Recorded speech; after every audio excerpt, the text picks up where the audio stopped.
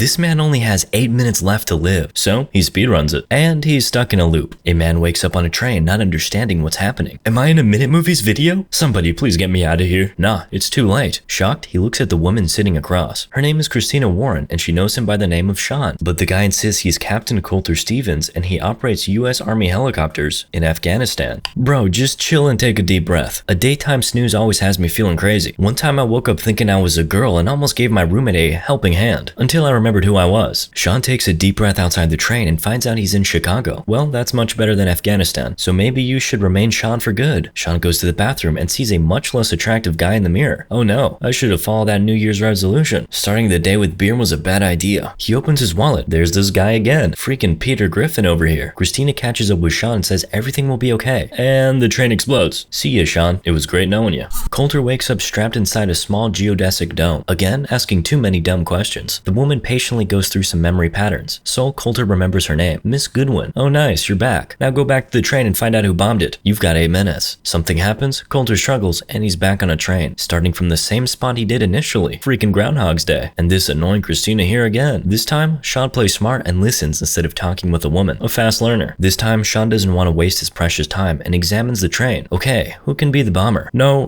it's not that guy. That would be racist. Turns out the guy's a popular comedian. Hey, that's even more sussy. Go for it. But Sean leaves him and moves forward. A guy with a bike left the train, passed some dude the wallet he forgot. Then Sean finds a black stink.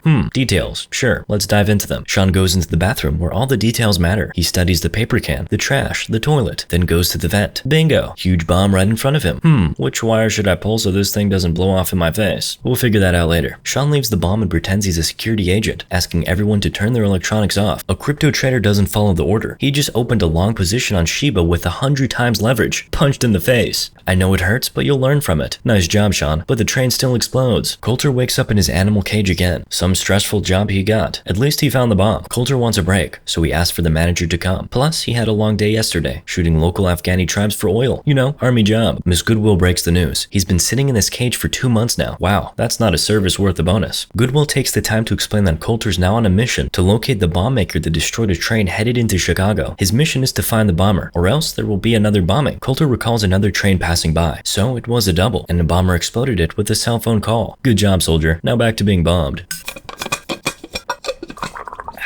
Sean wakes up again and instead of wasting time, goes straight to the business and flirts with Christina. Bro, we're on another mission here. Lives depend on you. Sean turns it into a fun little detective game, so he and Christina study the passengers. The big sleeping guy is a neuron farmer. The guy with glasses is a metaverse dev admin. The college kid is an embedded necrobiotic engineer. And the conductor is actually the guy who runs the virtual machine that's simulating your life right now. What's with the jobs today? What happened to the classic TikTokers, cosplayers, and stand-up comedians? Oh, I forgot we have one on the train. Maybe not so doomed after all. Then they study a sussy guy with glasses since he came out of the bathroom. Who else was in the bathroom? Me. Now, Sean studies himself, and it turns out even he's a sussy baka. Darn it, soldier. Focus. Sean wants to follow the guy with glasses, but decides to get Christina with him for some reason. The girl is more into other games, including toys, and I'm not talking about Lego, so Sean gives her a kiss. Our kids get off the train and follow the sussy guy who goes to another bathroom. Bro ate 3 tacos yesterday. You know, it feels like a whole Mexico City while I'm in the bathroom. Sean keeps following the guy until breaking character and going all in, punching the crap out of him. But yet again, the brown fella defeats the army soldier, so Sean falls on the railroads and gets killed by a passing train. Well, minus one suspect at least. Coulter wakes up in his cage again, feeling freakishly cold. It's like freezing at this place. Something goes wrong. Goodwin cannot reach out to the guy. Something broke in the machine, and the manager says it's pretty much the end for Captain Coulter. Oops, a spooky army project went wrong. Who would have thought? Coulter tries to break out of his cage, messes up the wires, and somehow fixes the darn machine. So are you a pilot or a mechanic, man? Or did you learn all this during your Groundhog's Day? Coulter contacts the base and talks with the manager, or the creator of this program, Source Code. He explains how it works. Something about the brain, electromagnetic fields. Okay, let me do his job. Basically, Coulter is stuck in the body of Sean for 8 minutes that Sean lived before his train exploded, and Coulter will keep living those 8 minutes until he finds the bomber. So, all the people on the train are already dead. But does it mean you can repeat those 8 minutes to clap Christina infinite times? Coulter is a bit slow and doesn't get it yet, but the time is running out. A dirty bomb will be detonated in downtown Chicago. Slow or not, it's your only chance, guys. So let's roll the train again. Now, Sean goes straight to the handgun he was advised to use, but he gets beaten up, passes passes out, wakes up handicapped, then explodes. Luckily, you've saved on the right spot. Coulter wakes up in the cage and desperately wants to call his father. Sure bro, just get on that game and give us the info. Darn it, I should have listened to mom and gone to college. Sean is back on track, literally, and asks Christina to Google Captain Coulter himself. Then he goes for another civilian, searching for his bag like an American looking for McDonald's. He notices a woman on the second floor has an army bag, so he goes to her and asks about the patch, the one he saw in Miss Goodwin's uniform, some Air Force and Neil's. Noted. Then he borrows her phone and calls the Air Force to find out about Coulter. Christina finds him and breaks the truth. Captain Coulter died in action. Coulter wakes up and rages out. Well, yeah, what can we say? You're dead, bro, and only a part of your brain exists. And this whole animal cage is actually you imagining a cabin on your plane. These brain tricks, huh? Reminds me of a time I tried shiitake mushrooms. I imagined I was a grasshopper jumping in a meadow. Coulter can't cope with being dead and dying every 8 minutes simultaneously. But well, what else can he do? The circle repeats on, and Coulter feels exhausted. To get his spirits up, the creator of the program, Dr. Routledge, turns on the audio of his father honoring his son's death. Coulter feels motivated once more and says, "Send me in." Sean is back in action and immediately goes to get the gun. Then he turns the phone off the bomb and doesn't get bombed. Good one. Why do they even cut wires in the movies? Silly. Sean dials the last number on the bomb phone and looks in the salon. Who picked up? Oh, it's you again. The guy whose bag I've already searched. Let's threaten him to death, just to be double sure. Sean realizes it's a bad call and turns on to the guy who dropped the wallet. He follows the guy and sees him dropping the wallet in another coach. Extremely sussy. Sean picks it up and studies it when the doors close and the train runs. Sean pulls the emergency arm and jumps from it. Darn it, why does it feel so painful for a dead body? Sean follows the sussy guy to the van. The guy's name is Derek Frost. He left the wallet on the train so everyone would think he's dead too. Smarty. Derek opens the van and we see a huge bomb. Then suddenly Christina appears and Sean gets spooked and shot by Derek. Ha, you can't kill me if I'm already dead. Before dying, Sean asks Derek why he did this. Derek says the world is hell and we need to start it all over. Okay, another guy who got denied in art school? Coulter wakes up and tells everything he knows about the bomber. His name, vehicle, and plates. The bomber gets arrested in seconds. Mission accomplished, nice job. But Coulter wants more. He wants to get back in the memory and try to save the people on the train. What for if they're already dead? Well, just for fun. What else can he do anyways? He begs Goodwin to send him in again, to save the train, but really we know he just wants to score with Christina. Finally, Goodwin agrees and Sean goes in for the final loop, because after this, he'll get disconnected. Sean gets in and immediately calls Christina for a date. Nice shot, bro, but don't you have like 8 minutes? Why don't you call her straight to the bathroom? He gets to the bathroom alone and disables the bomb. Then another one. Now he has a chance to explode before the bomb does, if you know what I mean.